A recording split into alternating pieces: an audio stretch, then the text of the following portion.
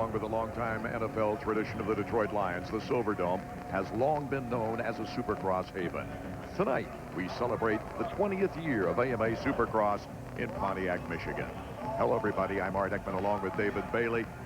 20 years of Supercross here in Pontiac, David. That doesn't tell the entire story, really, because double days, you had them when you were racing. Right. It was so difficult physically. When you came here, you knew you had to be physically ready to handle those demands because you didn't get out of here, as a rider at least, until after midnight, and the mechanics was even tougher. In case you were on the podium, you didn't get out of here once you talked to the press back to the hotel till around 2 a.m.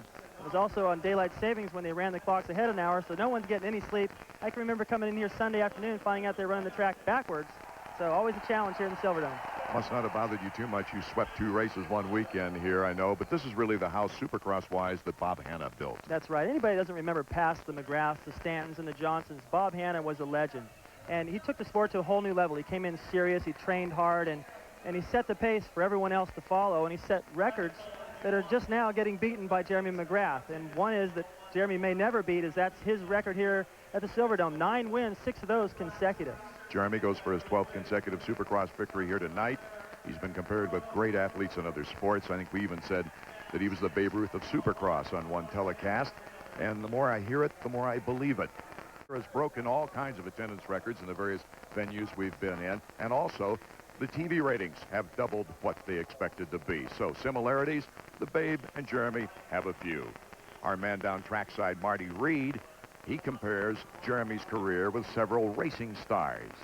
To say the performance of Jeremy McGrath has been astounding would be an understatement. He's won a record-setting 11 straight races and 40 in his young Supercross career. That's another record. And we all know how Jeremy stacks up against his fellow motorcycle racers. But what about motor racing in general? How does the king of Supercross compare with the all-time record holders for victories in NASCAR, IndyCar, and Formula One? Richard Petty is the king of NASCAR, but it took Richard 8 years and 280 starts to get his first 40 wins. That's a winning ratio of 14% and a figure that any racer would cherish. IndyCar's A.J. Foyt had a better winning percentage, claiming 25% of his first 158 races. But those first 40 wins came over an 11-year period. Formula One's Alain Prost had the best winning percentage of the 3, going to victory lane 26% of his first 155 starts. But 40 wins still took 10 years. Now take a look at Jeremy's record. In less than half the time, McGrath has needed only 56 races to reach victory lane 40 times, an astounding 71%. And it's the reason Jeremy McGrath is king of the hill in Supercross. An amazing type comparison, really, David. But he could set another record here tonight, and that is if he should put the bike on the gate and go 2 feet on the racetrack, he will have won his 4th consecutive title, a new record. Well, that's probably on his mind, but it's been, I mean, you kind of knew that he was going to win the Supercross title. And I can bet you that now that Jeremy's close enough to winning every single race in the season, that's the only thing he's going to be thinking about on the starting gate. Okay, we've got 250 qualifying coming up when we return to the Silverdome in Pontiac, Michigan. AMA Supercross. We are back in the Silverdome in Pontiac, Michigan. And David, our Suzuki track map shows one of the most interesting tracks we've seen so far this season. That's right. And one of the first sections I want to highlight is before you go up into the stands, into that corkscrew to the right of your screen, that whoop section, those whoops are deep, 3 feet deep, some of them, but they're very different, inconsistent. The riders are having trouble through there. You go up into the stands, it's a double jump coming down out of the stands, and right before the finish line jump, there's an off-camber whoop section. That's new. Also, there's a whoop section arc. The typical whoop section we always have has a double jump right in the middle of it. Okay, the qualifying procedure for Supercross has riders running in one of the 2 qualifying heats with the top 4 finishers getting the direct transfer to the main event. They also get their pick of the better gate positions. The rest of the field then goes on to the semifinals where the top 5 from each go to the main event. And then the remaining 2 positions left in the 20-rider field have to come out of the last chance qualifier. So our first qualifier of the evening for 250s is underway. Henry on the inside, but number 16, Greg Albertine, gets the whole shot. That is Albertine out in front going to the whoops. Albertine and Emick both been so strong off the gate lately, and through that whoop section, it really doesn't matter if you get the whole shot or not. If you get through there quick, like Doug Henry did, you can move up quick. Jeff Emick, who has won his last 3 qualifying heats, is in 3rd. But Jimmy Button's putting pressure on him, number 100. It is still Albertine out in front. His first checkered flag of the year was last week, picking off a semifinal. Now they're starting into that tough section. Look at the difference in lines. Doug Henry's Great timing by Henry. He's carried that front end high. Now he leads it up into that corkscrew coming out the first time. You see these guys doubling down in there. Albertine choosing to go across the off-camber whoop section and pushes him wide. Henry in his comeback year has won one heat this season. Look how tight these front like 5-6 riders are. Bradshaw about 7th, 8th place. He's only about, you could throw a blanket over these guys. Ryan Hughes flying through the whoop section. He's making a big move on Emig. But it is still Henry, Albertine, Emig, and Hughes bar to bar with his teammate. Hughes looks really strong in practice. He doesn't get hung up here. He's trying to get through these guys and around his teammate. He'll have a real shot at Doug Henry, who's already starting to open up a pretty comfortable lead, Art. Let's go down to Marty Reed.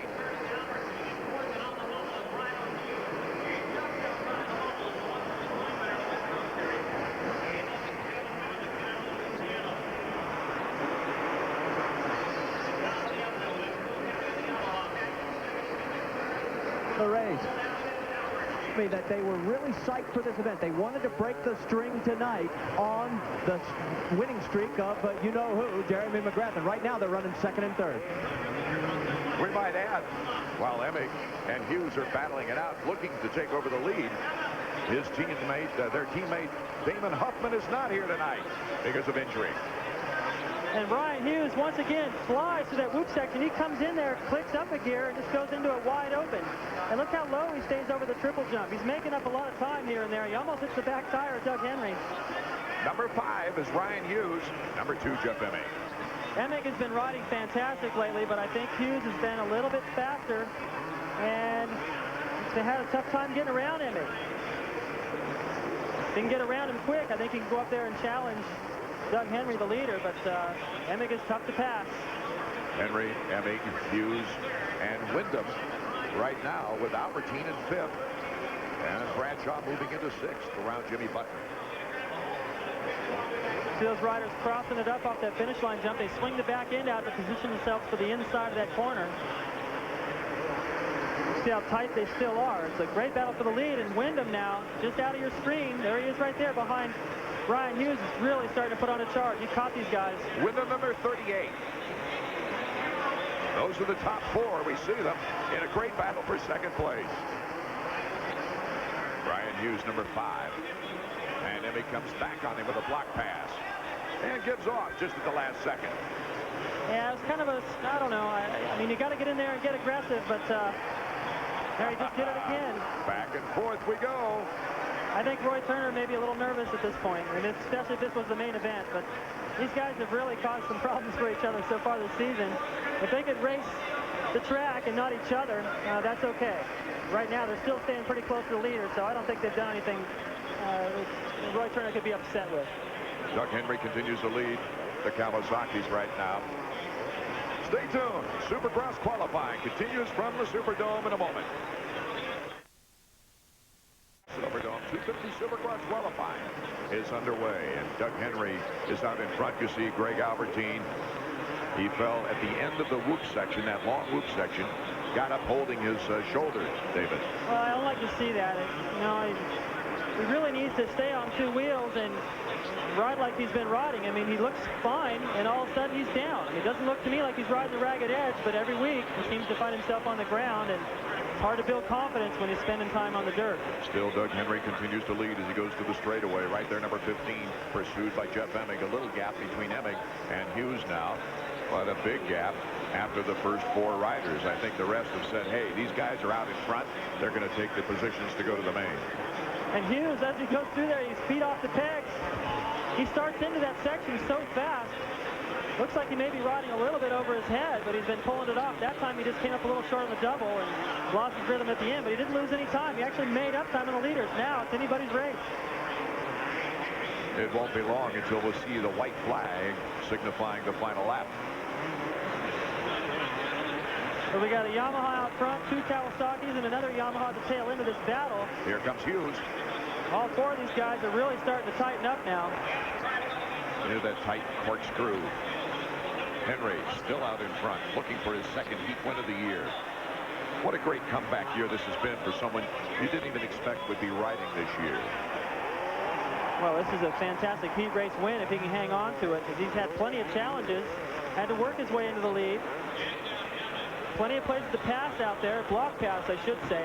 I don't think there's any sections where these guys are that much faster than Doug, but he's protecting his line, and you can notice as he goes into the corner right here, he'll run that inside line and force Emig to do something else. Emig gets the lead, but Henry will come off that rocker. Great shot of Henry jumping off that plateau all the way over both those jumps. He goes wide and runs over the mechanic's toes again. Great racing in our opening qualifying round of the 250s here at Pontiac. This track is really putting a challenge to the riders. Oh, they get all bottled up. And that happens frequently on the corkscrew. Final lap, white flag lap. Wyndham getting in front of Hughes. Wyndham, number 38. Really starting to put on a charge, but you can see right there, if he goes wide and takes a different line, Hughes is right there to take it back. So you got to think a lot of strategy coming into this final lap, where to go, what I should do, and not open up an opportunity for somebody to pass me while I'm trying to pass the guy ahead of me. Hughes what a great battle. What a great battle. Oh, and he nipped a hay bale. Wyndham did. Well, that got Wyndham's heart started if it wasn't already. That could have taken him off the track. He did a good job to hang on to it. So it's right back where he started in fourth. He'll make the main from there, but Wyndham, of course, 125 Western rider, trying his luck out in the 250 machines, getting the experience needed to move up through the ranks after it looks like he's probably going to win that Western title now. The checkered flag will be out as Doug Henry goes over those little loops right before the finish line jump. Doug Henry, Emig, Hughes, and Wyndham, the order. Marty. Okay, Marty Reed will be with our winner when we return. Earning their way to tonight's main event from our opening qualifying round. Doug Henry held them off, and he's with Marty Reed right now. I got to tell you guys, for a man who, well, a while ago we all wondered if he'd ever ride a motorcycle again. Here you are, amazing us again. What a great ride. What was the key for you? I don't know. I just got a good start and try to ride a smooth, consistent race. There's a lot of different lines out there. It's a really good track. Rich Winkler and the crew really did a good job. It also looks like those are the weak of heart. In other words, if they want the position, they got to take it away from you because of the way the track is set up. Yeah, there's just a million places to pass out there. So, if you're in second or something, I'd rather be in third kind of than in second, because you try to get around these guys and everybody's just passing you from behind. Oh, you did fine because you ended up first. Congratulations. Well, thanks a lot. I just like this is like the farewell for my wife, because we're expecting, so this is her last race, so I'm just glad to be up here for the last race for her. Guys, your winner in heat number 1, Doug Henry. One of the nicest guys in racing, and once he fully recovers from that broken back of last year, it's phenomenal. He's on the track, but once those stomach muscles get stronger, David, he should be right up there during the main, don't you think? I think so. He's had the whole shot and had an opportunity to run up there, but he hasn't been able to stay there because it's going to take him a while to get back to where he was, but always smiling no matter what. We saw a good shot of the champion, 3-time, looking for his 4th consecutive victory here tonight. Ward, Bradshaw, Button, Lawrence, and Albertine, after crashing, did not make it to the main event after our first qualifying round. There's Mike LaRocco, who has turned it up a little bit lately. Well, he's turned it up, but I just saw him yawn right there, so I hope he's ready. But he's starting right next to Jeremy. I don't see that often, or at least I don't remember it anyways, and that's good. I'm glad to see those guys starting next to each other, and you need to see what they're doing and try to get off with them and not be intimidated, and that's the way to do it. Start right next to them and go for it. Let's go down to Marty. Guys, we're talking about Mike LaRocco. Talked with him just a few minutes ago. He's coming off his best finish of the year, 3rd place. That was after they went back to last year's setup, pretty much. And I said, hey, did you change anything from last week? He says, heck no. He says, this feels pretty good. He says, it looks like it's working well for this racetrack. We're going to find out how good he is, because you're right. He's lined up right next to Jeremy McGrath. So we have the remaining 250 hopefuls at the gate for heat number 2 of qualifying here at the Silverdome in Pontiac, Michigan. The other guy that I would look for in this heat race is Ezra Lusk, he's had a 5th, several 4ths, a 3rd. And I kind of been beating him up a little bit, saying, man, he needs to get in there, especially in the Indianapolis round where he had a chance, I thought, to go up there and challenge McGrath, and he didn't. But he's been playing it smart. I talked to he and his mechanic, Ed Longacre, and they were like, look, we're not going to take any chances and do what happened to us last year, which is what's been happening to Albertine this year. He spent a lot of time on the ground. Difficult to build confidence. Right now, Ezra's ready to start doing some winning. That's right. He's right now in the stage of learning process that he should have gone through last year, but went through a lot of injuries and just made a lot of mistakes coming out of the 125 ranks. That was his first year in 250s.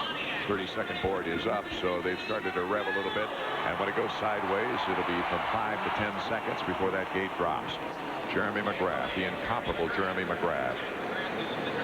Okay, we're ready to go now. As they're revved, and here comes the second qualifying heat of the evening from the Silverdome. It's Michael Craig, number 17 on the inside. Ezra Lusk, 34 on the outside. But cutting in is Michael Rocco, number 8. I can't remember the last time Jeremy got a bad start in a heat race. He went through the corner. Oh, he must have... Jeremy goes down. Jeremy McGrath is down.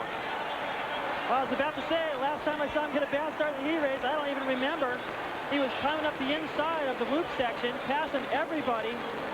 You can see him right there as he went over the double jump. He's looking over to see where the leaders are. He wants to know how much time he's lost. He got out of that little scuffle. He's going to have his work cut out now. Jeremy, the last time I can remember he had to go to the last chance qualifier was right here in Pontiac in 1994. He crashed in the qualifying heat. Here you see it. Here he was trying to work his way. He almost was into second place, going to the inside of that whoop section, trying to thread the needle. Got hung up between a rider and that hay bale. That's what we saw happen to Emig last week, trying to pass McGrath. He got hung up on the hay bale, so now he knows how it feels. So number 17, Michael Craig, is out in front of our second qualifying heat with Michael Rocco getting a decent start for once. Well, a decent start and the opportunity to beat Jeremy, who's still as far back as maybe 12th, 14th, as close as I can count. Mike Craig starting to look better and better after having his injury in Atlanta. He came back and I think pushed it a little too soon. It's tough to come back and kind of take it easy when you know you're capable of running with certain riders. Especially coming back from a broken leg. He just came back too soon, that's for sure. He'd only ridden 2 days before that first race. McGrath, number 1, in 11th place. And only the top 4, remember, make it to the main event out of this. Ooh, Travis Hodges casing it big time on the far side. And he's moved into 8th now. Number 1, Jeremy McGrath taking on Buddy Anthonez, number 22. There's Skip Norfolk counting the positions. Skipper! He's probably never had to do that before. Usually Jeremy slices his way to the front so quick, but I think it's going to be a little bit tougher here tonight. He's still got a long ways to go. He's working on Buddy Anthonez right now, and you don't see Jeremy come up short on jumps. I've seen him making a couple little mistakes. Nothing to be concerned about, but something you don't normally see. And look at him getting aggressive. Yes. McGrath and Anthonez. They've got Swank in front of him. Brown and Ezra Lusk in 3rd. Jeremy back in the pack going, man, I don't like this at all. I'm having to work my way around. I can't use the line I want to use. It's very much taking him out of his usual routine of just going wherever he wants to go. You see he goes to the inside right here. His next victim, I guess you could call it, is Brian Swink. Finished 2nd here last year, had a good strong run. He had to come out of the last chance qualifier, I think, too, Art, as he crashed into the starting gate. That's right. One of the most spectacular crashes of the year. Great highlight footage, and he came back for a wonderful position in the main event. Jeremy McGrath in the whoops now, in those short whoops before the corkscrew. He's taking on number 23, Brian Swink, a hometown favorite from Michigan. Look at there he goes, Jeremy McGrath. There was no room Next right on the there. list is Brown. I didn't think he had any room, and he somehow found some. Mike Brown is next, number 9, another Honda of Troy rider. Ezra Lusk in 3rd place, had food poisoning last night. Well, we'll be back with the conclusion of Heat 2 after this break in the action. Jeremy McGrath, while we were gone, has moved into 4th position. Right there as he went around the corkscrew, it looked like he got up there and hit his shift lever on that inside marker. You saw him have to kick it back into gear real quick. The quick reflexes of this kid. A lot like Hannah. We talked about Hannah already, how much success he had. Great reflexes. I see the same thing from McGrath. That's why he's able to work through the pack so well. He's able to think just so much faster than everybody else. Probably because he rides a little bit faster than everyone else, and things come up a little quicker. He's coming up on Ezra Lusk right now. Lusk, as we mentioned, had food poisoning last night. I can imagine what it's like to try to ride, especially when I've got laryngitis and I'm trying to talk. Well, you can imagine how tough it is to try and stay healthy all year long. You're going from all kinds of different climates. And right now, he's working on Ezra Lusk, the third place. And there's a lot of flaggers waving. The rider went down on the triple. So LaRocco, Lusk, and Jeremy, as they all came through there, were only able to ride over those. It was Travis Hodges on the far side. He's down and out. Jeremy McGrath gets by Ezra Lusk. Well, he just snuck by Lusk right there. And that, I think that what really set that up was when they went over the triple. That allowed Jeremy to close up right on the back door of Lusk. And then Lusk had to sort of change his game plan altogether. Great example of sportsmanship when you see the yellow flags on a triple like that, to take each one individually. Well, especially in a battle like these guys were in, Jeremy having to work his way to the front, which is different. These guys desperately wanting to beat him, and coming into that triple and having to go, I just got to single it, hoping that Jeremy's going to single it as well. I've been in that position before, and it's no fun. You don't know what the guy's going to do, but there's a lot of respect and trust amongst these top riders. Out in front, Michael Craig has a 5-second lead on McGrath and LaRocco. You see LaRocco, number 8, clip the hay bale, and McGrath is trying to get in front of him for a better gate position. This is the place where he got around Lusk to see if he can do the same thing to LaRocco. A lot of ruts getting through these whoop sections, and it looks to me like Jeremy's timing him so that he jumps over the bumps that have all the ruts in them. That's pretty smart. Coming off that great corkscrew that sends them up into the stands here at the Silver Dome. Jeremy McGrath in pursuit of Mike LaRocco. I think the greatest comeback race I ever saw Jeremy make was a 125 affair in San Jose, in which he fell down, was last, and in 15 laps won the race. Well, the question now is if he can get around LaRocco, does he still have enough time to get up there and catch Mike Craig, who's still got a pretty good lead? LaRocco's going to give him a fight. LaRocco won this race last year, and now that he has an opportunity, I can't remember when LaRocco was ahead of Jeremy this far into any race. Oh, last year, Jeremy had his problems. He won in '94 with a great effort coming out of that LCQ. And now he's taking on Mike LaRocco. It's the same as it was the last lap. LaRocco had about the same lead. McGrath sneaking up the inside. Oh, look out. Jeremy wants it. This is good racing. I love the qualifying races, David. White flag lap as Jeremy goes over the start-finish line. Actually, just the finish line jump. In this instance, LaRocco feels the heat once again as Jeremy starts coming in on him. McGrath made a little mistake there coming into that corner, and it looked to me like as he came out of the stands and rode up to the finish line jump, he sort of stood there like, okay, let's get back to the basics. I don't have to win this heat race. What I need to do is keep it on 2 wheels and ride smart. He's regrouped, and now he's starting to put the pressure back on LaRocco, but Mike Craig is still holding on to that lead. Jumping that jump, going into the mechanics area, drifting wide. That was the problem that LaRocco had. You see the difference of lines. He got way out there. That's what caused him to clip that hay bale before. Yeah, let's give credit where credit's due. Michael Craig, whose last heat win was San Diego, and LaRocco and Jeremy McGrath have tightened things up on the last lap. The fans are standing here at the Silver Dome. Checkers are out now. Here comes Michael Craig. He crosses the finish line. LaRocco, Jeremy McGrath, and Ezra Lusk will have an easy time of it as those 4 qualify going directly to the main. So our second heat winner, we'll be hearing from him when we return. Art Ekman, David Bailey, and Marty Reed.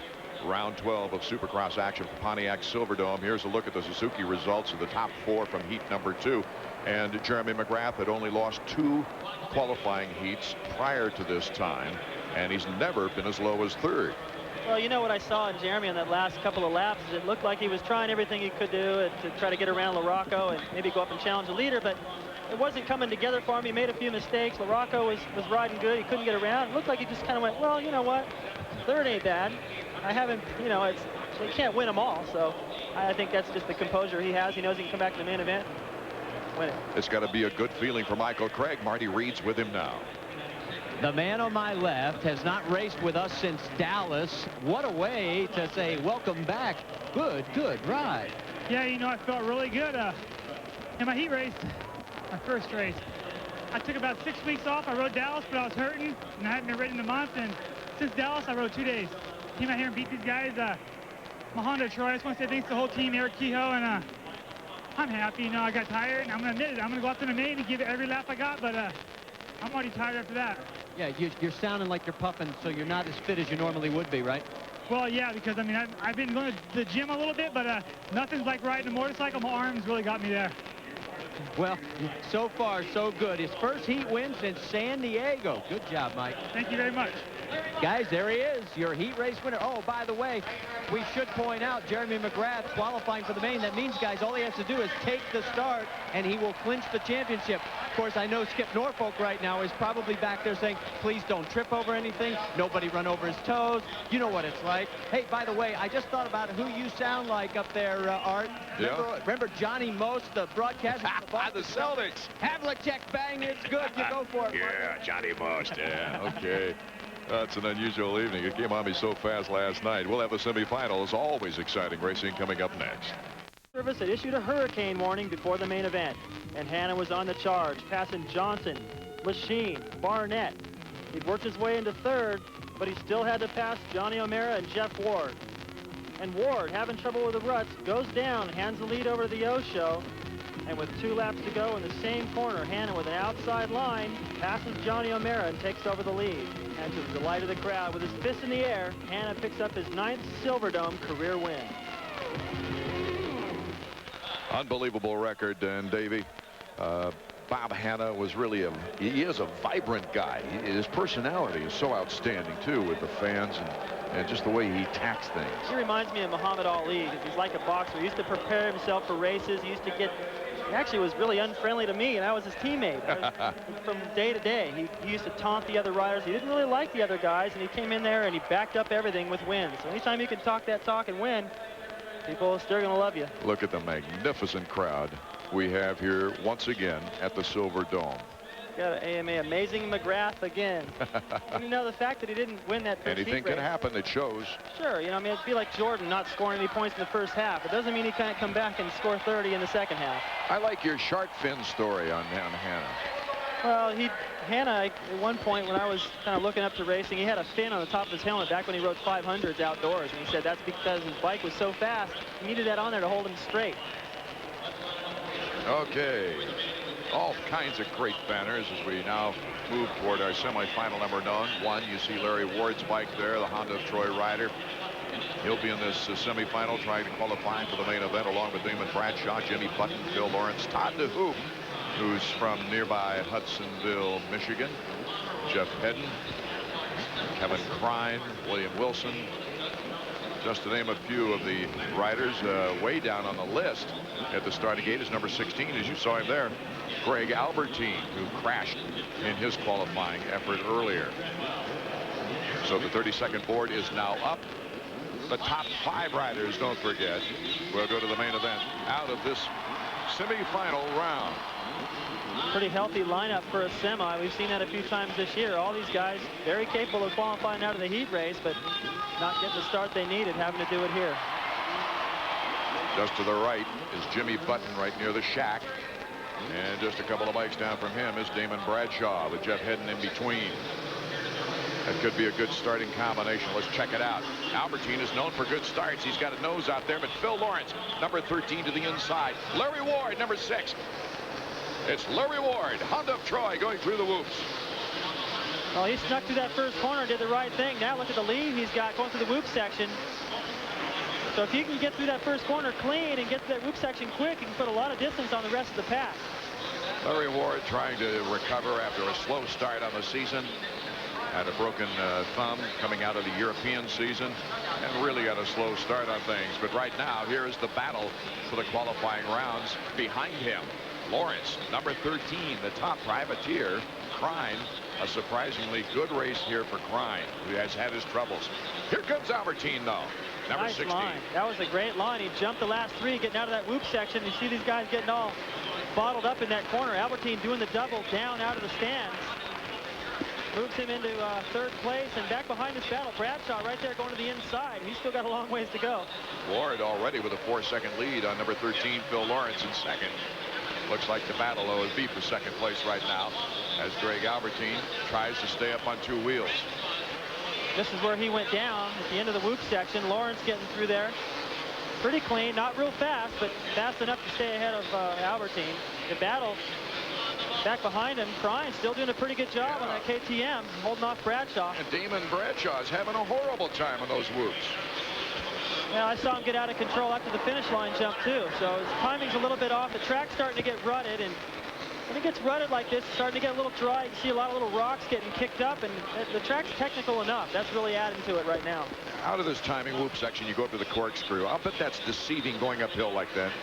Well, it is, because you can see the shadows right there. They're trying to put a lot of light in there. It's pretty dark, and you go up that hill, and just out of habit, you want to kind of step on the brakes and slow yourself down.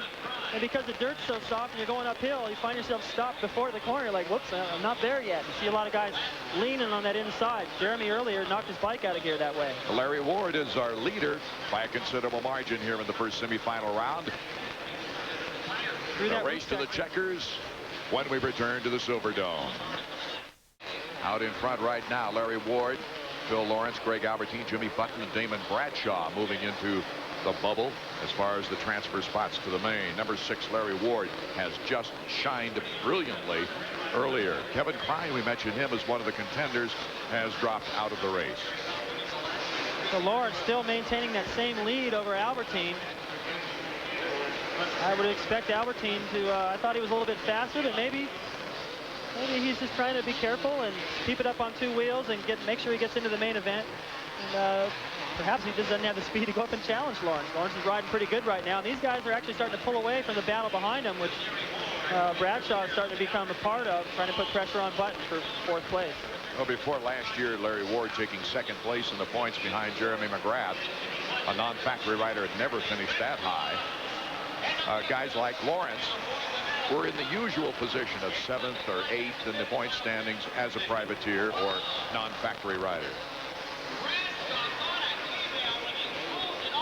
Right behind Albertine right there, you can see Bradshaw has moved around Jimmy Button.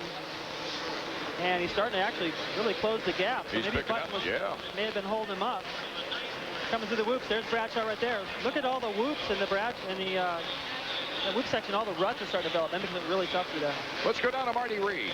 But you guys were talking about Damon Bradshaw, and David, it's probably a question you can best answer. You know, some viewers ask me, hey, what's wrong with Bradshaw? You know, this guy used to dominate the sport. He was always good. Comes back after a 2-year layoff and doesn't seem to have it. You know, what is the difference after that 2-year layoff? What happens to a rider? Everybody gets a little quicker. The tracks change a little bit. The sport kind of picks it up a notch, and you have to come back to where you were and then step it up even more than that. Also, the physical challenges are to get yourself back to where you once were physically and mentally is tough. And then I think he's got the pace to go up and run with these guys. I mean, every week I watch him in practice, he looks good. I'm thinking this might be the night when Bradshaw's going to win, and then he gets a bad start or somebody crashes in front of him.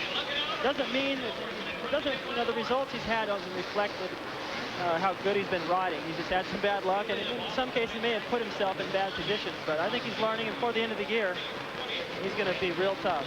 At the white flag lap, the final lap, of course. And right now, Larry Ward, Phil Lawrence, Greg Albertine, and Bradshaw can feel fairly comfortable that they'll be in the main event. Well, he'll be in the main, but he won't get a very good pick to the line. When you come out of the semi in fourth place, you're going to be either squeezed way over to the inside or way to the outside. And the way the first corner's been tonight, all the hole shots are coming from the middle. David, on this track, how low down can you go? Is the checkered flag for Larry Ward here in semifinal number 1. How low do you have to go to get a good position? Well, I think you need to be probably 5 or 6 gates either to the left or the right of the center. Anything away from there, you got to be lucky out the gate. Once again, we'll be going to trackside when we return. 13 riders have qualified for our 20-rider field here at the Silverdome. These 5 just added to the list. Once again, our man Marty Reed is on the scene with the winner, Larry Ward. Well, Larry Ward, you made this one look pretty easy. Again, the start seemed to be the key because it's so difficult for everybody to pass. What was it for you? It was just that, Honda Troy CR250. I got off this line real good, and you're right. The start's very important. It's important in all racing, and we know that. And so it's my fault when I don't get off the line good. I was fortunate enough to get a good start, and I rode real well, real smooth, and it was pretty easy. But I'm looking forward to the main event. It's always a little tougher, but it's also a bigger challenge, so it's a lot more fun. David Bailey was making a comment about the corkscrew, how sometimes it's deceiving. You can find yourself slowing down too soon because you forget you're going uphill. How exciting is that, or what's the trick to that corner for you guys? Because I know the fans love it. Yeah, it looks good for the fans. For us, it's a little dark up there, and it's real tight because you're right. When David's right, when you slow down fast because you're going straight uphill. But it's something different. It's good for the fans, and it's interesting for us because it's a new obstacle that we don't see every weekend. Larry Ward, your winner in semi number 1. Good comments, David. Well, Larry is always confident. He's always willing to promote his sponsors, and he's talking about it's his fault when he doesn't get off the line good. Those Honda Troy bikes have been strong off the line this year. There's another one right there, Mike Brown. Mike Brown. He's looking for a semifinal win here. He's won 2 semifinals this year. He's gotten good starts. I think he was strong here last year in the 125, if I remember. I think he won that. So anytime you've won somewhere and you go back there, you always feel pretty good about it. And because the soil's usually pretty much the same, the track layout may change somewhat, but you're used to the soil and the way that sort of feels, how the bike slides around, those pebbles that kind of get turned up, that powder in the berms, and maybe he likes that stuff. Yeah, after 4 years of trying, he got his first Supercross win of any type right here in this stadium. You see Kyle Lewis, who's coming back from all kinds of sore injuries, and Brian Swink, who would love a good run right here, number 23. Hard to know what's going through these guys' minds right now. They look a little bored to me right now. Let's go down to Marty. Marty, you know about Kyle. Well, you mentioned Ezra Lusk was coming off some food poisoning from last night. Number 11, Kyle Lewis, had it last week. And also remember several weeks ago, he injured his shoulder. I said, hey, how's the stomach? He says, oh, that's fine. I'm eating again. And it's staying down. And then they said, well, how's the shoulder? He says, well, I'm back 90%. So if you're going to keep an eye on somebody in here, the two of them side by side, you mentioned Brown and also Kyle Lewis. Brown, Lewis, Swink, Stevenson, and Castillo, who got into his first main event last week. He will be number 971. So he's going to try to add to that prestige, making the main event here tonight. 32nd board is up. And this tremendous crowd here at the Silver Dome is very reactionary. Some of these guys start with 1 foot up. Look at that foot peg right there. They've built that foot peg up twice as high. Not sure who that rider is right there just by the boot, but maybe he's a little bit short and he needs that extra height on the foot peg. Okay, here we go. Semifinal number 2. Kyle Lewis, number 11, has got the whole shot. And Castillo and Stevenson. Stevenson is number 24. Brown is in 4th position as they go through the whoops. And Kyle Lewis getting through that whoop section, no problem, jumping that double. It's tough to do in traffic. He's got a clear track, and I like that. He protects that inside line. He wasn't really sure how much room he had, but he wasn't taking any chances. Well, Lewis, a former Mickey Thompson Series champion, really is a hardcore tough guy. And we mentioned his injuries prior, and you heard Marty's comments on that.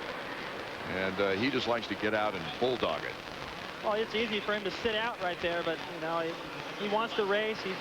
He's willing to dig deep and do whatever it takes to make it to the races every week, whether he's sick or injured or not. He's put in some strong performances. There you see Brown has moved into 2nd place. The Honda of Troy rider coming across the finish line, and Stevenson right behind him. Remember, the top 5 bikes advancing directly to the main event here this evening out of this semifinal round. So Brown really starting to close in on the leader. He was, as they went up into the corkscrew, he was pretty far behind Lewis, and as he passed Stevenson, he made up a lot of time on Lewis. Up the inside right here, Lewis is going to have company. Brown not quite close enough, and he kind of spun the wheels on that gravel, like you said. Yeah, it gets real slick. You see all that rock right there, just in between where those two riders went. A lot of different lines through here. Brown taking the short route, but still Kyle Lewis able to power himself off the berm. I noticed tonight the face of these triples is nearly straight up, so these guys are getting a lot of air time. Brown picked up time here last time on Kyle Lewis as they go up to the corkscrew.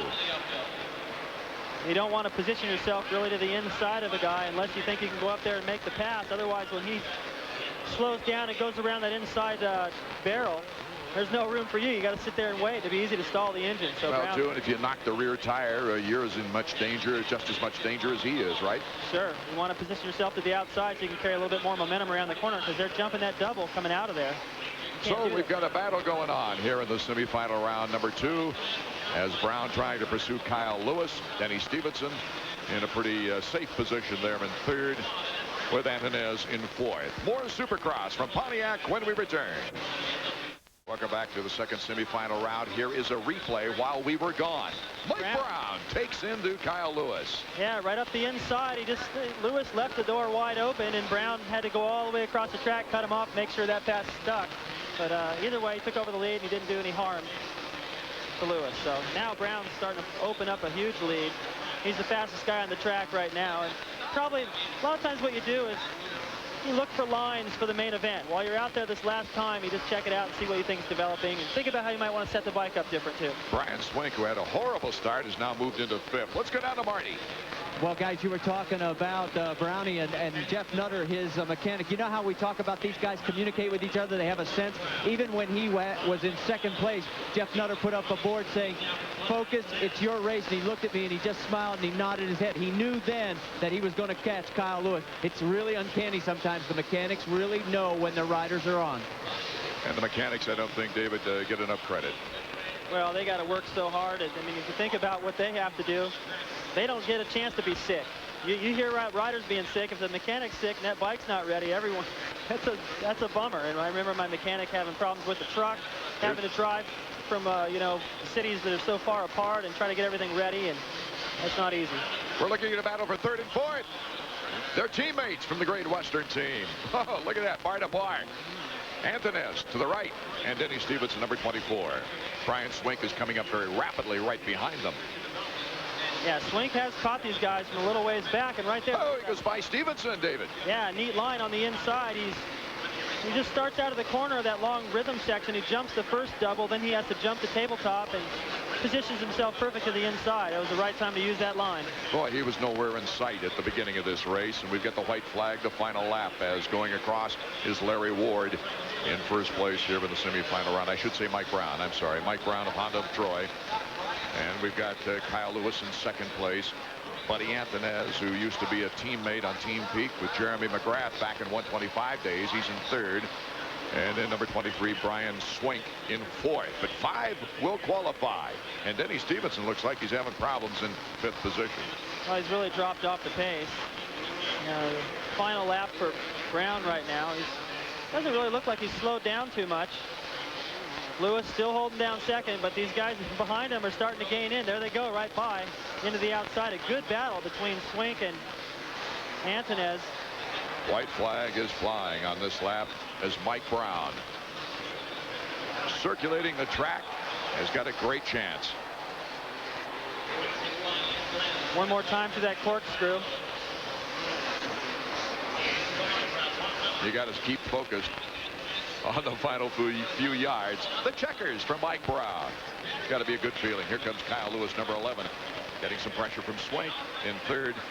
And then Buddy Antonez in 4th. It'll be Stevenson in 5th. You see how close Swink was. All but 2 of the 250 main event gate positions have been filled. Our semifinal 2 winner when we get back. Art Ekman, David Bailey, and Marty Reed from Pontiac Silverdome. These 5 have just concluded the semifinal round of our 250s and have made the main event. And let's hear from Mike Brown now, and he's with Marty Reed. The semifinals have belonged to Honda of Troy, and I'll tell you what, you guys had some good horsepower. The thing I noticed was, we talked about it during the race. You and Jeff Nutter, the communication between mechanic and rider. He said when you were back in 2nd place, focus, it's your race. Did you feel that confident too? Yeah, I was just back up getting some better lines than Kyle Lewis, and it took me a while to get where I wanted to pass him out, but I knew by the end of the race I'd be in front of him and long gone.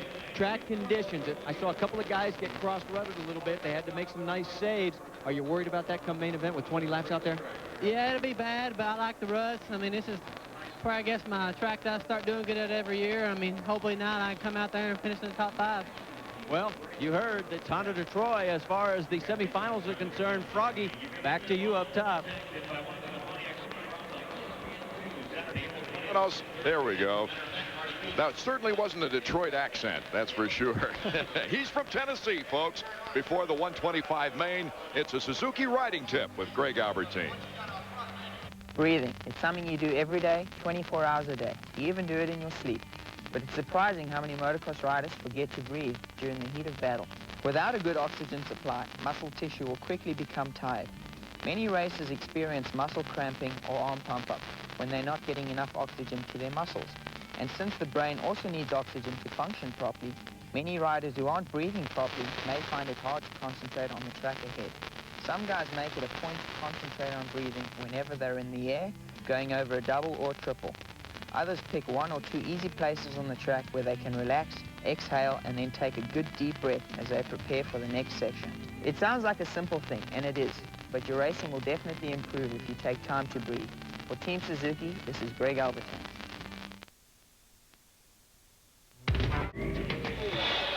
While we were away, the 250 last chance qualifier concluded with Michael Jones of Export, Pennsylvania, and Todd DeHoop, a local Michigan kid, getting the final 2 spots in the 250 on those gate positions. And the 125 is getting underway as we take a look at the Suzuki standings and the points. Yeah, just because Pichon is dominating the 125 East doesn't mean that we don't have an interesting points race. Only 9 points separate 4th from 6th. And to some privateers, that's very important. Nathan Ramsey in 4th, Scott Sheik in 5th.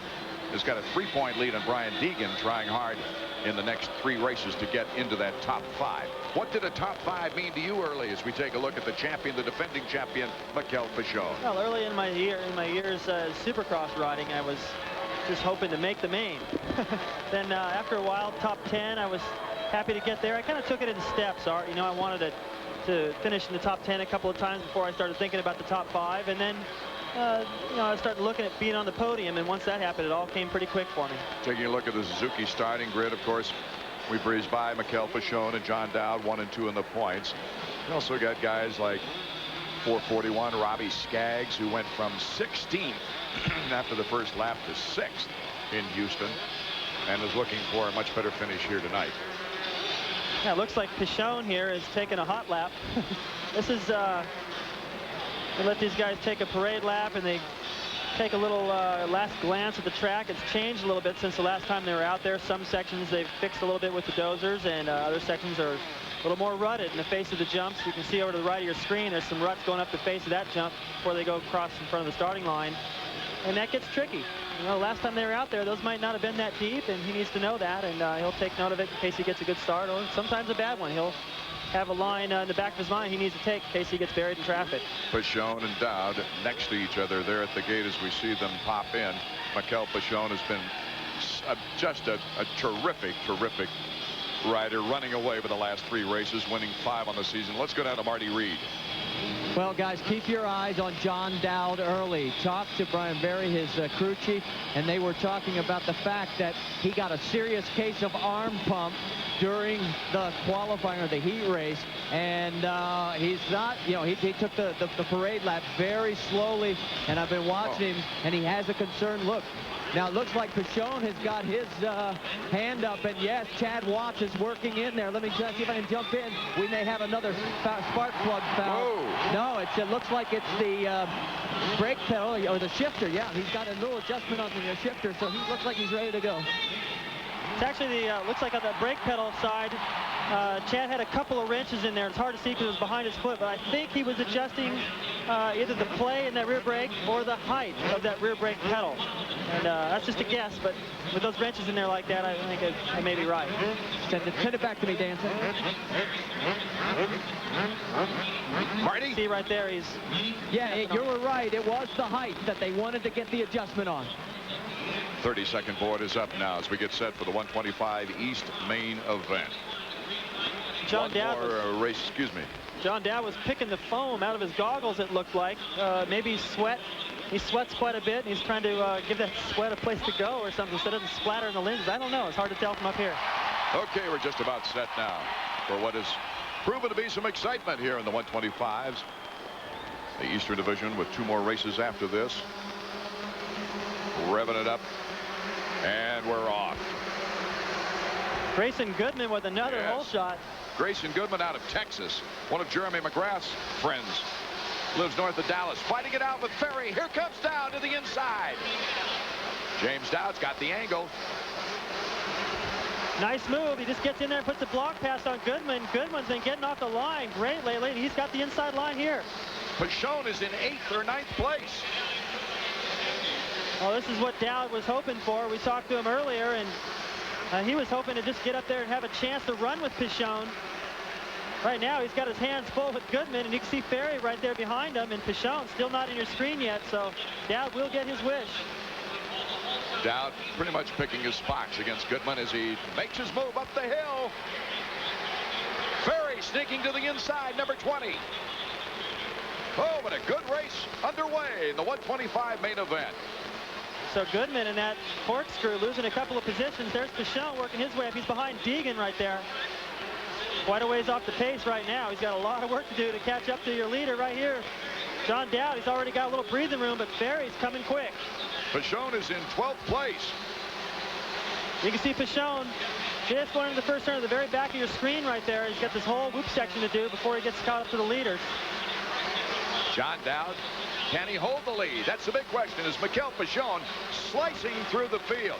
Now, Pichon last year here at the Silverdome passed 11 riders in 6 laps to win the race. Oh, he's going to have to do that again. He's way back in the pack. Guys are jumping over his head now. He's stuck in traffic. Now Jezik and Ferry in a tight battle. I thought Ferry pretty much had 3rd place locked up, 2nd place at one time, but now he's got pressure from Davey Jezik. Goodman in 2nd place, number 72. Then Ferry, then Jezik, number 40. You see Jimmy Neese has got a little different idea through that rhythm section, jumping over some of the plateaus. A great battle back here behind the leaders. Jezik and Neese, 61. Now when you get a tough situation like this, David, when Goodman really held Ferry up quite a ways. Well, he got in there and put the pass back on him. I don't think he really held up the pace. They still stayed about the same distance behind Dowd while they were passing each other back and forth. But I like it. I like to see Grayson get in there and ride aggressive. I know during practice, he's just as fast as any of these guys, and he gets in the race and rides a little bit nervous or whatever, and he's not able to ride up to his potential. But the only way to do that is to get in there and get aggressive and make that pass. If you hold somebody up, so what? You know, they can pass you right back. Contender Neese is way back, having trouble in the whoops, and Pichon has moved into 8th. Dowd, Ferry, Goodman, Jezik, and Hedden. Jeff Hedden each week tries to go both 250s and 125s. He's in the 125 main right now. Well, I have a feeling it won't be long before Pichon works his way onto that top 5 leaderboard. He's carving through the pack now, starting to find his rhythm, but he's lost a lot of time to the leaders. Ferry starting to put some pressure on Dowd. He's got an inside line on that whoop section. That may pay off a little later unless Dowd hears him and moves over. Well, Ferry, David, would like to end the season with a nice race. He's had a head-scratching season.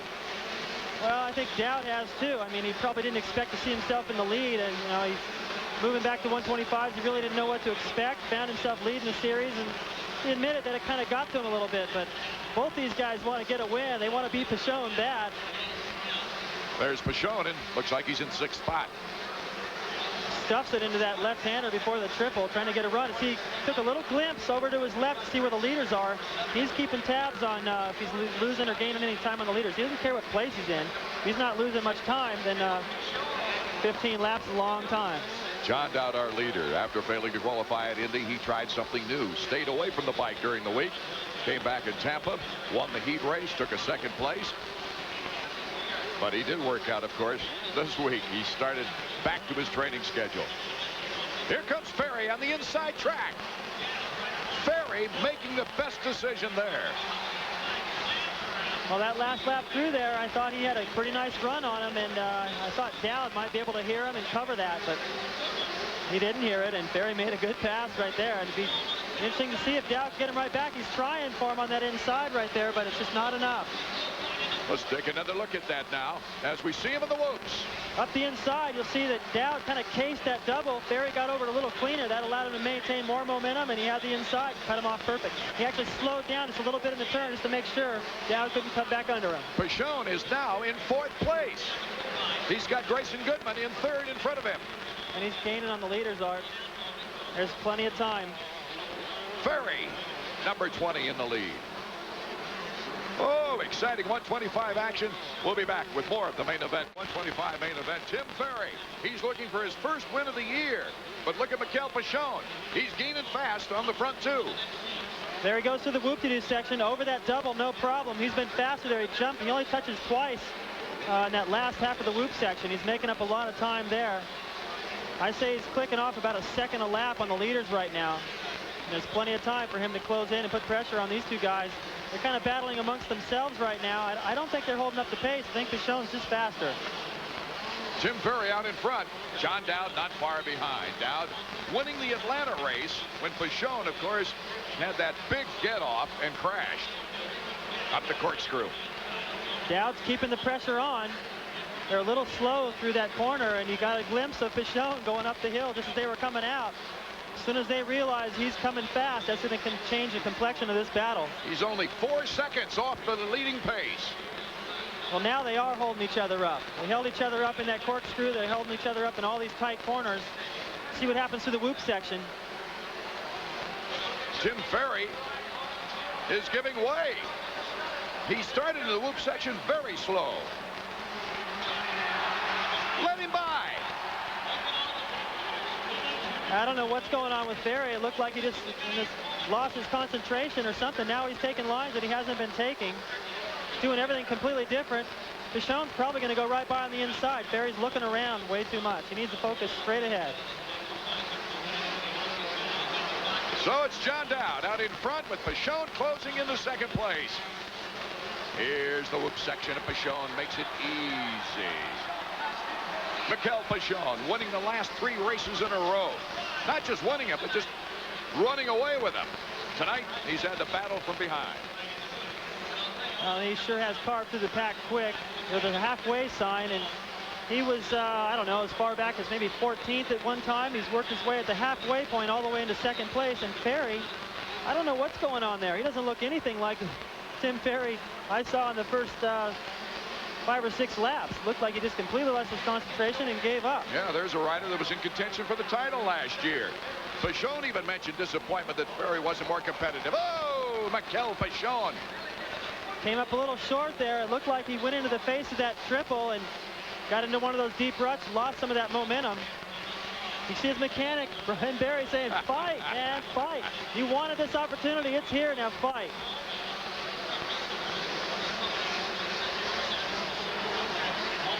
Marty Reed at trackside.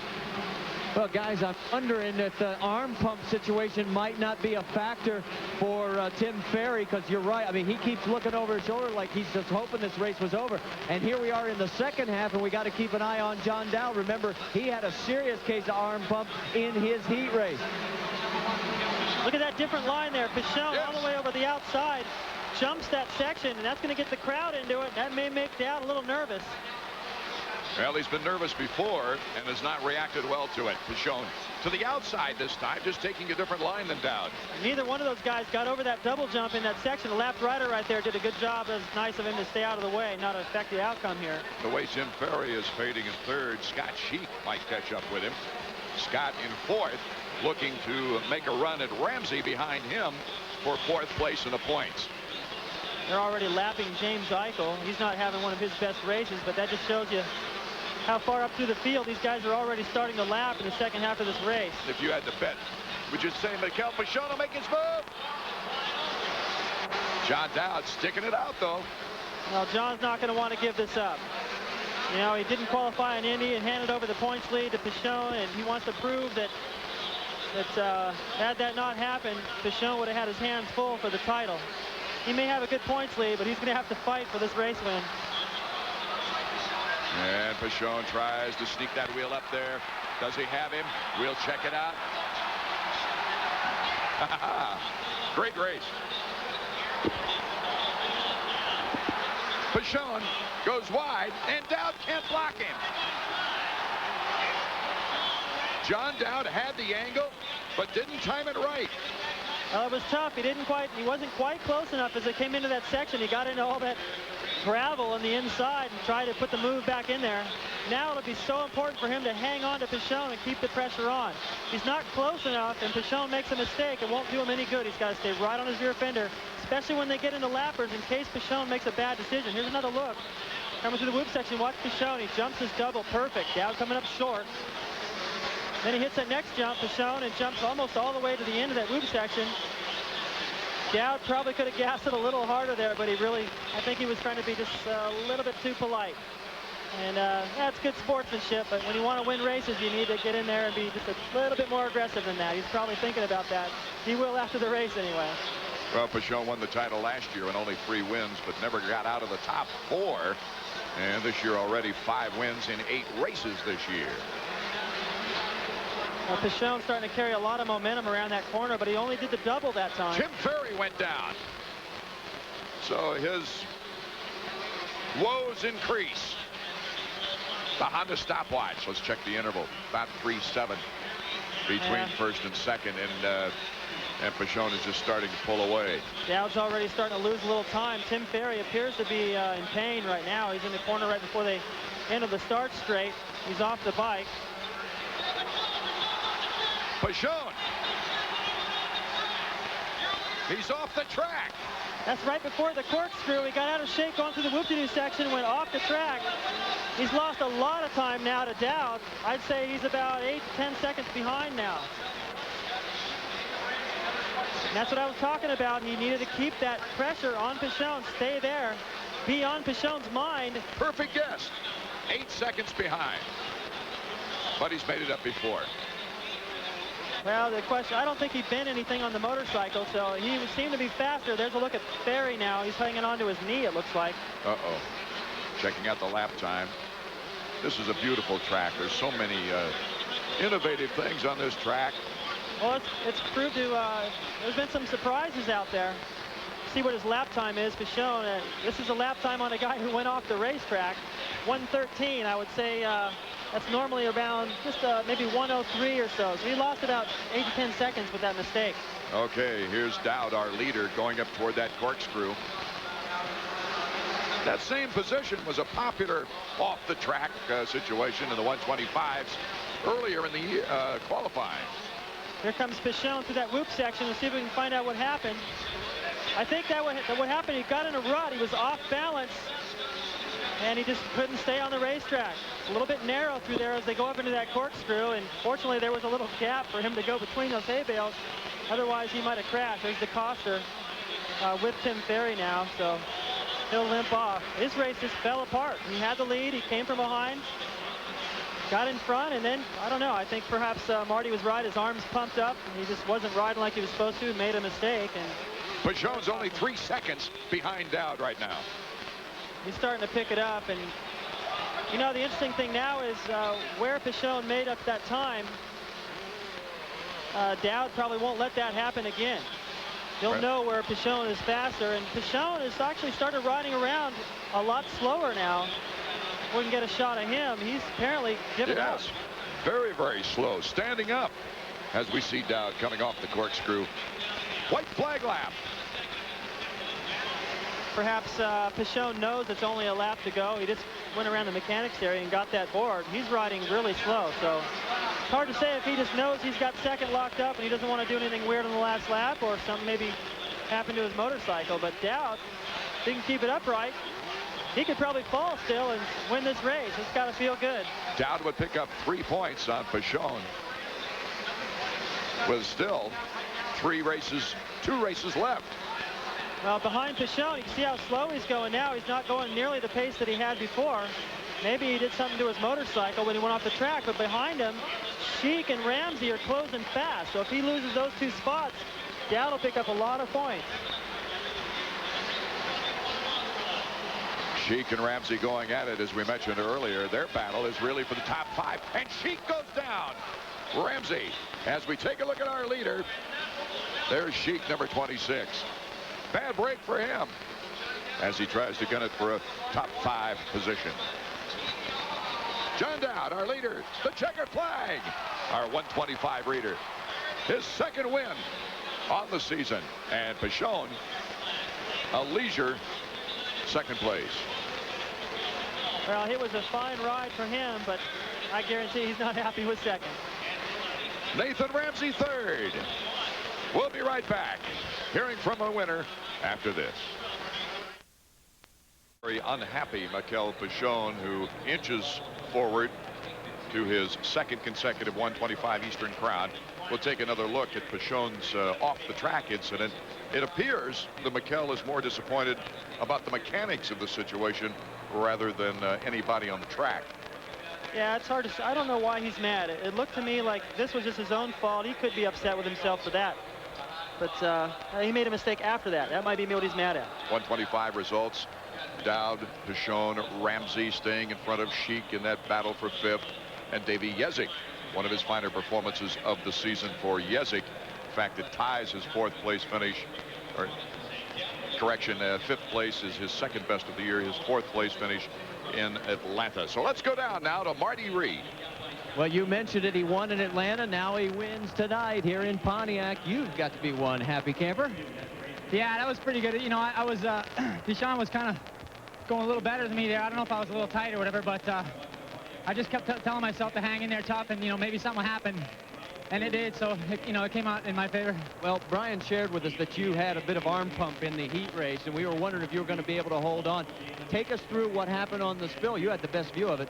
Well, actually, I didn't really see it because I was going through the whoops. I was sort of watching what I was doing, and I looked up, and, he was off the track. He must have just cross-rutted or something. There's a lot of ruts out there. You can't really see it from the camera, so it's kind of tricky. You get a little, your wheel like half in one or something, and, you can go sideways real quick, so. Well, I'll tell you what, those arms may be tired, but they're very happy arms right now. John Dowd, our winner. Mikel, you're not very happy, but I got to tell you, before we ask you that, you came from 13th to take the lead, but what made you upset there at the end? Well, at the beginning of the race, I got a bad start, and I had a problem with my rear brake. So everywhere on all the landing and all the face, I was hitting my brake because it was way too tight and way too strong. And I don't know what happened between the heat race and the main, but it works very bad. And at the beginning of the race, like I think you have seen, I was making a lot of mistakes and I was very slow. I even lost a couple of places. At the beginning I was like 10, and after 2 laps I was like 15 or 13, I don't know. And after that, all the guys got tired a little bit, so I passed them all, and I catch the first guy. But at the end, I made a big mistake in the hoops, and that passed me. But I had a lot of problem to breathe tonight. I don't know why, but even at the heat race, I was not so good tonight. Well, I'll tell you what, he still came back and put on a fine show for us. I know he's not happy, but it was fun watching down here, guys. It was a good 125 race, David. It was fantastic. He did. It was an amazing ride for him to catch the leader. Then he went off the track, and he was just upset with himself. And anytime you have a change in the motorcycle like that, it really throws off your concentration. But Dowd, as you can see here in the point situation, still mathematically in it with 2 races left on the season, and the great battle with Sheik, and now Ramsey continues in 4th and 5th. So the victory celebration is underway for the 125s. Mikel Pichon, not winning this one, breaks a string of 3 victories previous as John Dowd comes back with his second 125 victory of the season. We'll be back with more. The big prize coming up. The 250s are next. Art Ekman trying to survive laryngitis throughout this event. Jeremy McGrath trying to survive here in the main event coming up after not winning a heat race. But the historic fact for these 52,000 fans at the Silverdome is he's won the title. That's right. Just by making the main event, there's 20 riders in the field. You get 1 point for 20th, so the title's his. And I'm thinking about that now in the heat race when he kind of realized it wasn't going to get around La Rocco and win that. He kind of rode around the last lap and sort of had fun, did a cross-up on the finish line jump, and he was happy. Everyone's going, what happened? He got a third, but he was stoked. He won the title. It'll be interesting to see what his attitude is in this main event. He loves to win, and I think my thought is he's going to go for it. Let's go down trackside now to Marty Reed and the Dunlop Track Fact. Well, you always hear us talk about technical tracks. Well, take a look here at the whoop section at Pontiac. Normally, these whoops are identical, let you get into a good rhythm. But take a look right in the middle. There are two that are twice the normal size. And what it causes is a break in that rhythm. And the really great riders have figured it out. What they've done is been able to sort of glide over them, doubling up on them, and skipping across some of the others. The riders that have not figured it out, well, let's sort of say that they look like a bad excuse for a porpoise that would embarrass even Flipper. He comes up with at least one great one a match, doesn't he, as we take a look at the Suzuki starting grid. I still like your Popeye line, though, partner. Yep, the arm pump Popeye takes the cake. There they are, the riders in the main event for the 250s, the guys that'll be earning some bucks out of this evening. And as we take a look at Michael Craig coming back to win a semifinal. Ezra Lusk. Yeah, Lusk was looking good in that heat race. He still let Jeremy get by him, but Doug Henry win in his heat race. I was really impressed. And you know what I'm noticing as they take that parade lap? Doug Henry is the last guy around the track. I used to like to do that, so I didn't have to sit on the starting line like McGrath is right here and get nervous for that long. I like to be the last guy there, so when I got there, they put the board up immediately, and you're warmed up. Here's the point situation coming into tonight's action. McGrath with the dominating feature. Jeff Emig and Ryan Hughes. That's a battle still for second place. Can the 250 rookie overcome the veteran on that Kawasaki team? We mentioned earlier Damon Huffman is not here after doing a face plant last week. Skip Norfolk always has some encouraging words or some philosophy. The Jeremy McGrath, almost like the fighter in the corner, you know? We might just be reading too much into it, though. Who knows what they're saying? They may be talking about the party after this race that Honda's probably going to have for Jeremy. Down to Marty. Well, guys, I talked to Skip Norfolk right before the start. I said, hey, did you make any changes for this main event? He said, absolutely none. We're still going with the setup that has worked real well for us on the technical tracks. He says, all we got to do is get a good start. It'll be our race. Okay, Marty, 30-second board is already up, and we're just waiting for it to go sideways, and then it'll be from 5 to 10 seconds when that guy in the shack decides, hey, let's get this thing going.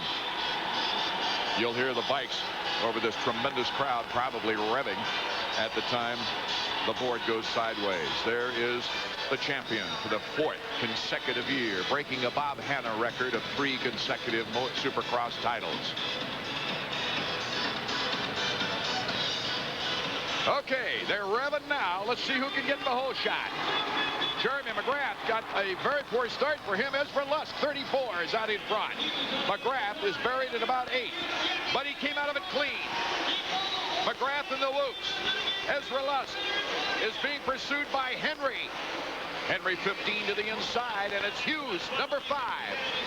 Well, this is ugly for Jeremy McGrath because Henry, who won his heat race I was so impressed with, looks like he might go into the lead here. He got around Hughes. Hughes was fast in the heat race as well. All 3 of these guys, Lusk, the early leader, all 3 of them, I think, have the potential, the speed, everything it takes to beat Jeremy McGrath, and what an opportunity with McGrath in 7th place. Could this be the night that the string of consecutive wins at 11 is broken for the great champion? Jimmy Button went down into Button Hook, and he is in last place now as Ezra Lusk and Hughes and Henry in that order. Lawrence is next with Larry Ward, Swank, and then Jeremy McGrath. Look at Henry jump into that outside line. He squares off Ryan Hughes. Doesn't quite have enough to get by him. Into the whoops. This is where Hughes was so fast earlier, but he's not making any time on Lusk. Lusk's getting through there quick. McGrath has moved into 6th. Larry Ward trying to stuff Phil Lawrence there. His feet came off the pegs. He kind of went to the last part of that whoop section a little faster than I think he wanted to, but he almost made it work. Lusk looks like he's slowing down a bit. Either that or Ryan Hughes is just putting the pressure on. Well, Hughes has learned his lesson. I think Lusk has learned his lesson. He's coming off of 5th, a bunch of 4ths, a 3rd. He's worked his way up the ladder, and so is McGrath right now. He's already moved his way up 1 spot at least, 2 spots. He's in 5th position as he pursues Lawrence now. It's going to be tough to get around these 2 guys. They've learned not to be too nervous and make mistakes early in the race. I know 20 laps is a long time, and you can bet that I know Ryan, I've talked to him over the phone between races here and there, and he's patient. He knows that Jeremy is patient, and that's why he's won races. He waits for the other guys to make a mistake. I wouldn't bet on Ryan Hughes doing anything dumb here tonight. Ezra Lust, number 34, since Daytona, 3 fourth-place finishes, but here comes Ryan Hughes, making the pass where many passes by the good riders have been made. Ryan Hughes leading this 250 main as Jeremy McGrath gets by Henry. He wants by Lawrence, and he has moved into third, believe it or not. He passed both those guys in the same corner, moves into third. Now he's behind this battle right here. Hughes pulling a tear off. Now he's got clear vision, a clear track, a long time before he gets into lap riders, so it's all up to him. And Hughes is a hungry rider. Rhino, of course, not totally satisfied with his first 250 season, but for the most part, he is very pleased to be where he is in the points. He looks really good right now. He looks relaxed. He hits the downside of that tabletop. He jumps the double out of that inside.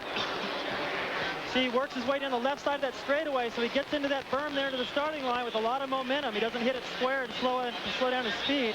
McGrath behind him has worked his way into second.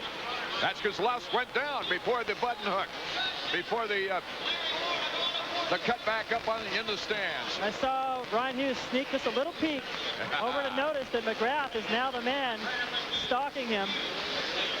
That might make him a little nervous, but I have a feeling that McGrath goes wide. Lawrence can't get the traction. Yeah, he spins out on those pebbles and kind of slows up Henry as well and allows McGrath. McGrath has positioned himself so perfectly right there, and it really forced those guys kind of into a mistake right there to try to go around that inside corner so quick, knowing he was on the outside. All right, Suzuki Field summary. Ryan Hughes leading, Jeremy McGrath now at second. Phil Lawrence, the top privateer, non-factory rider. Larry Ward, Honda of Troy, and Doug Henry, Team Yamaha. Now McGrath right now, second place, chasing Ryan Hughes, and Hughes is still, he looks good. He came out of that corner, had a lot of momentum. He's lost just a little bit of time to McGrath. See McGrath right there, but Hughes is fast through the whoops.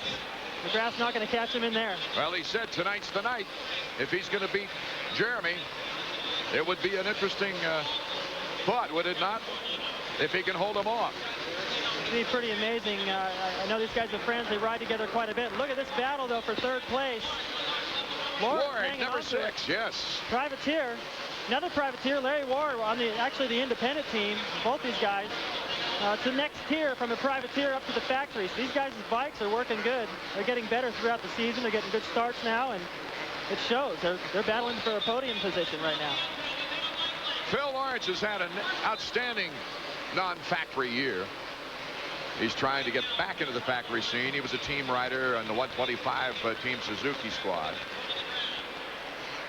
A good battle shaping up between all these guys. Henry now starting to find his rhythm. He's got pressure from Emick, so that's a four-way battle for third. Look at here. McGrath has pulled up Ryan Hughes. They go for the whoops. Hughes jumping it just about like Jeremy does. Yeah, he's going faster there. I think actually Jeremy's learning from Hughes through there. Jeremy McGrath gets cut off on the inside. Oh! Ryan Hughes buckled him. You know, these guys practice together, and I'll bet you anything that McGrath just went in there and did that kind of on purpose, just kind of having fun with Hughes right now, and Hughes did a good job keeping his composure. Bar into the whoop section before the corkscrew. Jeremy backing down a little bit. Everybody in the stadium, 58,000 or 54,000, on their feet watching this battle between Ryan Hughes, number 5, and Jeremy McGrath. What an opportunity for Hughes to get out there and run with probably the best motocross rider and supercross rider ever. I don't know when there's another Jeremy McGrath coming along. I don't see any, and right now Hughes has got pressure from him and he's holding him off. You think Jeremy's just biding his time, though? He's being patient. I think he's probably having a good time right now. He's probably happy to see that Hughes is up there. He knows he's got a lot of time left. Once again, that tight corner before they go into the rocker. You know, I think there's a lot of respect between these two guys, and sometimes you see McGrath and Emick in some of these battles, and you'll see Emick, you know, going all the way across the track and cutting him off, trying to protect his line, and I don't think you'll see that from Hughes. Hughes is a fighter, but he won't do anything dirty like that, which we've seen occasionally from Emick. David, you remember I was talking with Jeremy McGrath yesterday, and we asked him about the future, and he sees a lot of young riders coming up to be better against him, and he said Ryan Hughes has figured it out, but here goes Jeremy McGrath. Oh, what a move. One mistake from Hughes. He came out of the corner, couldn't get over that double. That's all it took. McGrath just kept the pressure, stayed close enough. Can he bar the door, or will Hughes hang on? Oh, we'll see the exciting finish of the 250 main event from the Silverdome when we get back.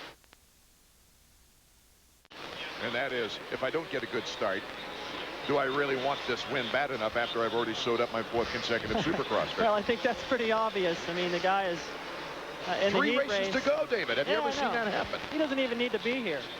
I mean, the chances of Emick winning the last 4 races if Jeremy didn't show up are pretty slim. And he really didn't even need to be here. We used to see Hannah do that. On the stopwatch as we check out the interval now. Yeah, see, there's a good 5.5 between 1st and 2nd place. And we'll check out his lap time right now. Larocco making a move through the whoops pretty well. You know, this is just unbelievable, the fact that Jeremy, I mean, we just pointed it out, he doesn't have to win this race, doesn't even have to be here. He came from a lousy start, worked his way into the lead. This is 12 in a row. Every time he shows up to a race, it's history.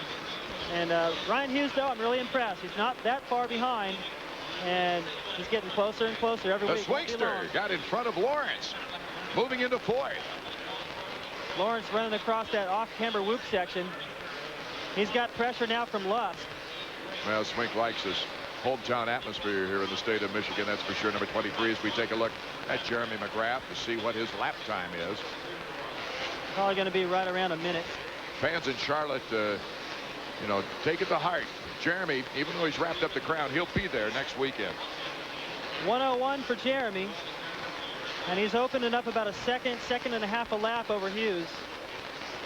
And Hughes is still maintaining the same lead he had over Jeff Emick. But behind them, Swink is really starting to ride good. And Lusk has passed Phil Lawrence, moving, trying to make a move anyway on number 23, Brian Swink. And Swink wrote this was his best race last year, so he's obviously comfortable with the surroundings here and the soil and the type of track, the ruts. Says he doesn't mind the ruts. And 2 years in a row, he's putting together pretty solid performances. Marty Reed has moved over next to Wyatt Seals for some comments. Marty. Yeah, we're down here as we're watching Ryan Hughes. You know, he had a great start there, and it looked like for a while he was going to be able to hold on, but so far, you know, again, same old story. Yeah, I know. It seems that he's tightened up a little bit out there. He was riding really well at first. I don't know what the problem is. Emick's coming on pretty strong, though, so I hope he can hold him off. You think it's mental or just the physical pounding of the track? No, it's mental. Ryan's in shape. He's in shape. He works too hard for it to be physical. This has been a great race for him if it was only 10 laps. Unfortunately, it's 20, guys. As this is the battle for 2nd place. Jeremy McGrath with a 9-second lead on these 2 Kawasaki's.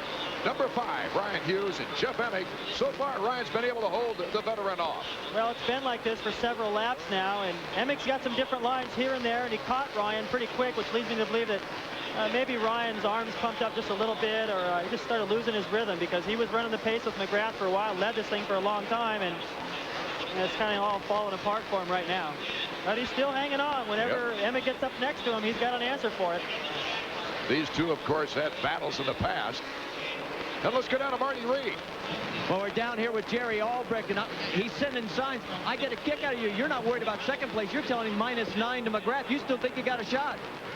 Well, you always got to look ahead. I don't want him worried about Ryan. I want him to look ahead and just concentrate on the race and go for the win.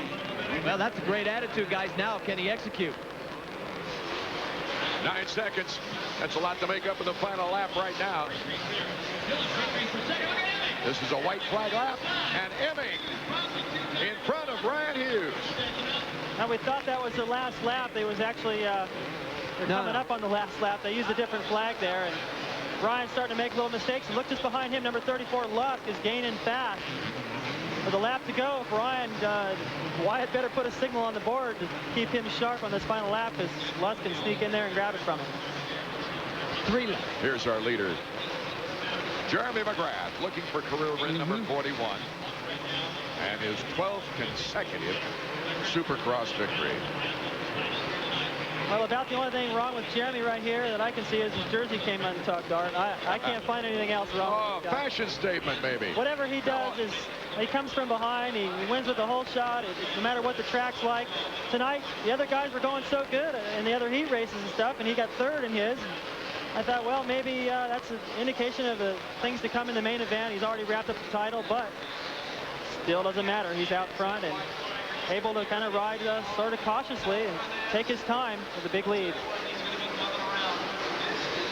The interesting fact is that Hughes is faded, and look at this. Ezra Lusk, who went down, is coming back in a battle for third. This isn't a good feeling. I hate this feeling. If you're Ryan Hughes right here and you know you got still a half a lap to go, a quarter of a lap, you got a tricky section coming up right here. If he can hold him off through here, he's going to have third place.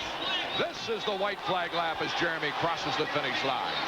When you're not feeling good and things aren't going well, you don't want to have to sprint the last half a lap with a guy on your tail like Lusk, but looks like he may be able to hang on to it. Barely. There's Hughes, and there's Lusk, number 34 from Team Suzuki. Lusk, as we mentioned earlier, doing a great job with 3 fourth-place finishes and 1 third in the last 4 races. Has come on strong, learning a lot now. Still a lap to go. I was completely wrong. I thought that was the last lap. Lusk on the inside to the whoop section. Gets by Hughes. Hughes probably wishes that was the last lap. Yeah. I saw the flag. Oh, Ezra Lusk. This guy is matured. He's got a shot at Emick. You can see Emick right there to the left of your screen. Lusk is close enough. Meanwhile, the flashbulbs are popping for Jeremy McGrath. He's coming around now. We'll get the checkered flag. Hughes is not going to be a friendly sort tonight. Now he's beat. Here comes McGrath. Win number 12. Jeremy McGrath. Look at that.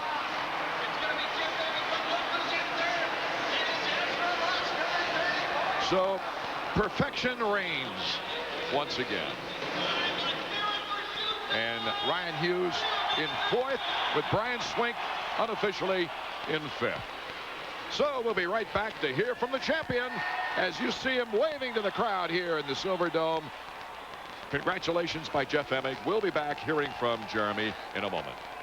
On ESPN2 has been brought to you by Honda Motorcycles and ATVs. Get to your dealer now for the lowest deals of the year. And by Suzuki. Right now, your Suzuki dealer has the ride you've been waiting for and the financing to get it.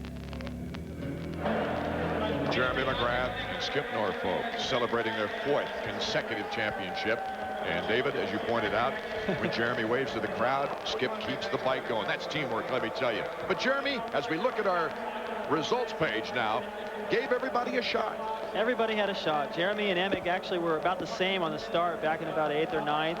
And Doug Henry led early, Lusk led early, Hughes led, and they all made mistakes. Hughes faded, Lusk crashed, and Henry led. He fell way back in the back. Okay, and with his hands on that number 1 plate right now is Jeremy McGrath. Let's go to Marty. Hey, I got to tell you, do you think that there was any kind of pre-planning on this? Take a look at this sweatshirt.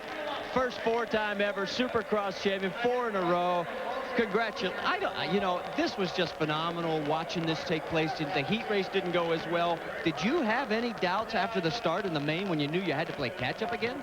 Well, I don't know what my problem is. Lately, I've just been not getting such great starts, and, you know, I just kind of had to take my time. The track was really good tonight. I think this is my favorite track of the whole year yet, and, I mean, I just had to pick them up. Skip made my bike perfect, and couldn't be better. You went, Skip, but, you know, we always talk about the mechanics. It's a partnership in this relationship. You made no changes, and you went back to some old setups that worked from last year. Well, yeah, you know, this track's, like you said, we were talking, this track was a lot like what we used to race on, and we tried to get it as close as what we could to some old settings. We weren't able to duplicate them.